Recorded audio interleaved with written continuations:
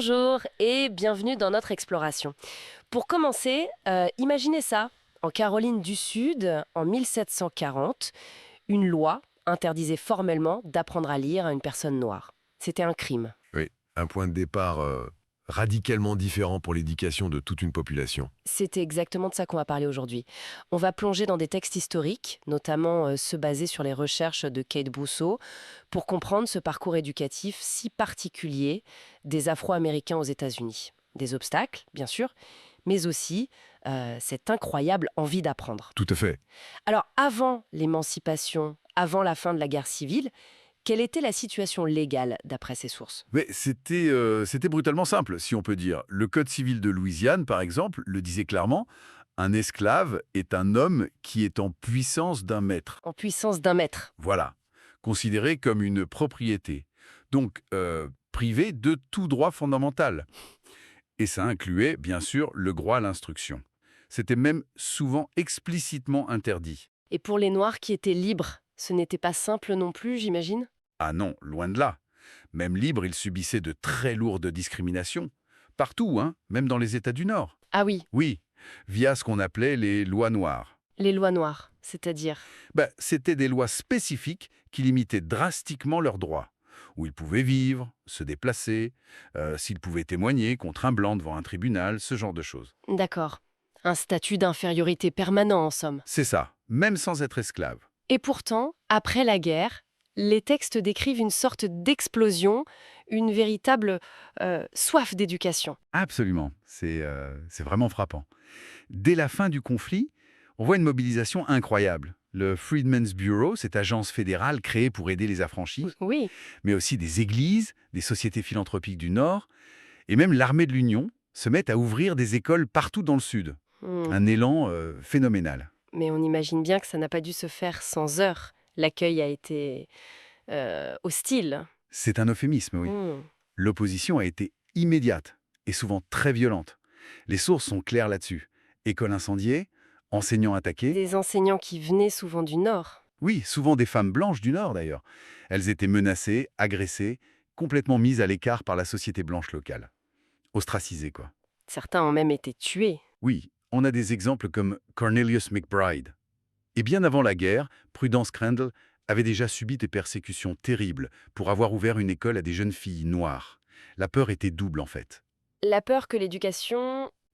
D'une part, que ça rende les Noirs revendicatifs, dangereux, qu'ils ne restent plus à leur place, et d'autre part, la peur très concrète de la concurrence économique. Et il ne faut pas oublier le ressentiment lié aux impôts.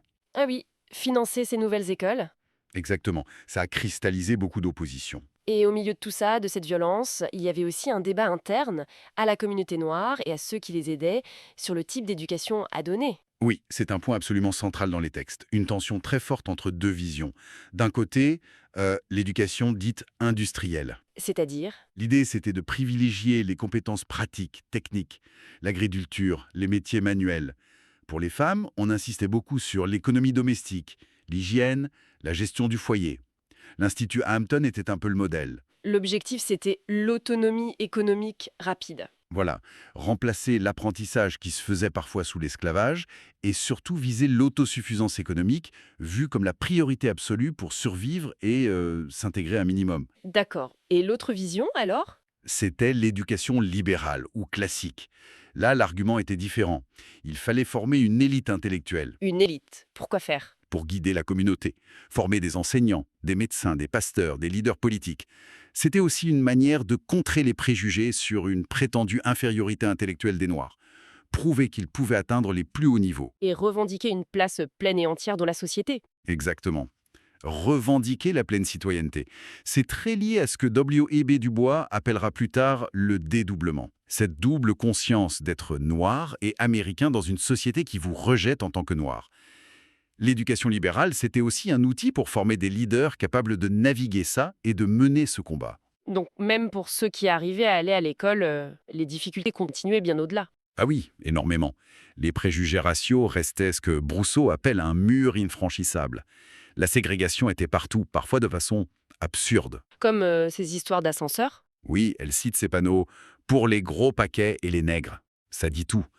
Sur le plan économique, c'était très dur aussi. L'hostilité des syndicats blancs, par exemple, fermait la porte à beaucoup d'emplois qualifiés. Et le système scolaire lui-même était inégalitaire. Complètement. Les financements étaient, sans commune mesure entre écoles blanches et noires. L'année scolaire était plus courte pour les noirs. Les locaux souvent délabrés, les salaires des maîtres noirs bien plus bas, Une éducation au rabais, en quelque sorte? et politiquement, ils étaient aussi exclus. Tout à fait. Après une brève période de participation pendant la reconstruction, on a vu se mettre en place tout un arsenal pour les priver du droit de vote. La fameuse clause du grand-père. Qui exigeait de prouver que son grand-père votait avant la guerre. C'est ça. Ce qui était impossible pour quasiment tous les descendants d'esclaves. C'était un verrouillage politique très efficace. Donc si on résume ce qui ressort de ces sources, c'est vraiment une lutte constante. Une bataille pour le droit d'apprendre face à une opposition terrible. Et en même temps, ce débat interne, ce tiraillement sur la meilleure stratégie éducative pour le progrès de la communauté. Une soif d'apprendre incroyable, mais aussi des dilemmes profonds. C'est ça. Une résilience folle. Oui, absolument. Et pour terminer, il y a cette idée un peu provocatrice dans la conclusion de l'étude de Brousseau. Elle ne dit pas seulement que l'éducation des Noirs est une question de justice. Non, elle va plus loin. Elle la présente comme une nécessité nationale pour l'Amérique blanche de l'époque. Une nécessité nationale. C'est-à-dire, L'argument, formulé avec les mots et les présupposés d'époque, bien sûr, c'était qu'il fallait absolument élever la population noire. Pour éviter, je cite en substance, que la race arriérée ne fasse déchoir la race blanche. Et pour assurer la paix sociale. une vision très... Utilitariste et teintée des préjugés du temps, oui, mais qui souligne, malgré tout, une forme d'interdépendance reconnue, même si c'est de façon biaisée. L'idée que le sort d'un groupe affecte toute la nation. Voilà, une perspective qui, au-delà de son contexte, nous laisse matière à réflexion sur la construction d'une société. Merci beaucoup pour cet éclairage. Merci à vous.